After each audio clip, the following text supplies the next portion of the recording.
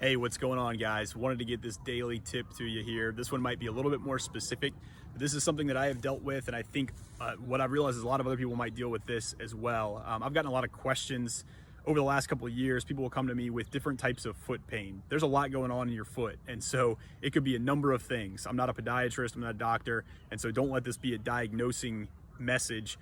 However, what I find is that the symptoms are oftentimes very similar in a certain condition called metatarsalgia. And what that is it's essentially pain that's happening in the ball of your foot. It can happen on the top of your foot. So if you think about this being your foot right here, I'm just gonna use my hand as an example.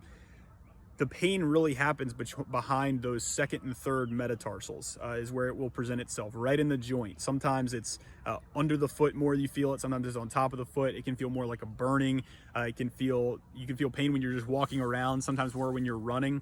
This can be caused by a second toe that's longer than the first toe, because what's happening is more pressure than should happen is being put on that joint there, and so it can cause inflammation around the joint.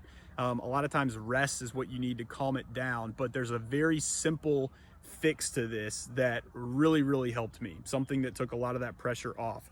And what that is, the reason I'm holding a shoe here, is there's something that you can put in the insole. This is just the basic insole of my shoe, but this triangle thing right here, this is called a metatarsal pad. These are super inexpensive. I think for two of them, you might pay like 10 to 15 bucks tops. And trust me, if you experience this pain, that will be very well worth it. You'll have no problem spending the money. But you put this, really, you set it behind those joints. And so you want that pad to essentially hit right back here. You have a metatarsal arch in your foot.